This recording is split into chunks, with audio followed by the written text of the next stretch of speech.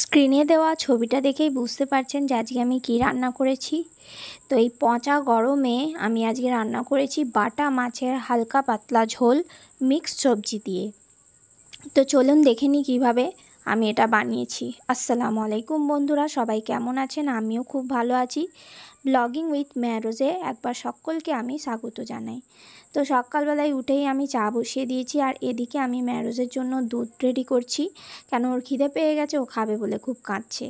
তো এখন ঘড়িতে বাজে সকাল 7:30, আর দুধটা একটু বেশি গরম হয়ে গেছিলো, ওই জন্য বোতলে ঢালার পরেও আমি আবার একটা বাটিতে ঢেলে বিস্কুটটা মিশিয়ে দিলাম, এবং এর সাথে মিশিয়ে দেবো একটুখানি হেলথ ড্রিঙ্কসের যে পাউডারগুলো হয়। তো আমি এখানে পিডিয়াশিওর মেশাচ্ছি। তো এটা হচ্ছে চকলেট ফ্লেভার, বাচ্চারা তো চকলেট ফ্লেভারটা পছন্দ করে, সেই জন্য। তো ওকে খাইয়ে দিয়ে আমি যাব রান্নার কাজে। তো আজকে আমি একটাই তরকারি করব, এবং খুব ভালোভাবে করব, যাতে সবাই খুব ভালোভাবে আর কি খেতে পারে। যাই হোক, তো দুধটা রেডি, আমি ওকে খাওয়াতে যাচ্ছি। তো দুধ খাওয়ানো হয়ে গেছে, আর এইদিকে এই দেখুন আমি সবজিগুলো নিয়ে নিয়েছি মাছ রান্না করার জন্য। তো আমি এখানে আলু নিয়েছি, পেঁপে নিয়েছি, বেগুন নিয়েছি, আর নিয়েছি ডাঁটা, আর কাঁচা কলা নিয়েছি। তো এই দিয়ে আমি বাটা মাছের হালকা পাতলা ঝোলটা বানাবো।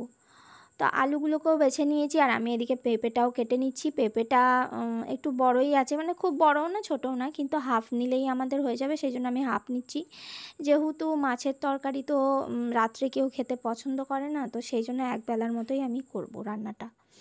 তো আমি একে একে সমস্ত সবজিগুলোকে ভালো করে কেটে নিচ্ছি। কেটে নেওয়ার পরে আমি এগুলোকে ভালো করে ধুয়ে নেব। তো এই গরমে আপনারা কে কী রান্না করছেন আমাকে কমেন্টে জানাবেন। আর এদিকে আমি গ্যাসের ওভেনটা অন করে নিয়েছি, আর কড়া চাপিয়ে দিয়ে একটু তেল দিয়ে দিয়েছি। তেলটাও আমার গরম হয়ে গেছে, আর মাছগুলোকে আমি ভালো করে নুন হলুদ দিয়ে মিক্স করে নিয়েছি। মাছকে নিয়ে আমি এটাকে দিয়ে দিচ্ছি। তো আমি চারটে চারটে করে নিয়েছি, আমি অল্প অল্প করে ভাজবো, কেন বেশি একবারে কড়াতে দিয়ে দিলে কী হয়, মাছটা ভালো ভাজা হয় না। আর মাছ ভাজার সময় এইভাবে ঢেকে ঢেকে, মানে প্যানটাকে হালকা আধা কভার করে করে যদি ভাজা হয়, তো তেলটা গায়ে ছেটায় না। তো সেই জন্য এইভাবেটাই আমি করি। তো মাছ ভাজা হয়ে গেছে, এদিকে আমি একটা কড়া চড়িয়ে দিয়েছি, আর কড়াতে আমি দিয়ে দিচ্ছি তেল। তা তেলটা যতক্ষণ গরম হচ্ছে, আমি আপনাদেরকে সবজিগুলোকে দেখিয়ে দিচ্ছি যে সবজিগুলো আমি ঠিক কীভাবে কেটেছি। তো এই দেখুন কী কী সবজি নিয়েছি দেখাচ্ছে। এই যে কাঁচা কলা নিয়েছি, আর এইভাবে দুয়াতখানা করে কেটে নিয়েছি। এদিকে বেগুন নিয়েছি, আর এই যে পেঁপেটা দেখতে পাচ্ছেন পাতলা পাতলা স্লাইসেস কেটেছি, আর এই যে আলুটা এইভাবে কেটেছি, আর ডাঁটা তো যেমন কাটে সেরকমই। তো সব কটা সবজিকে আমি ভালো করে ধুয়ে নিয়েছি। ধুয়ে নেওয়ার পরে এবার আমি এগুলোকে ভাজবো।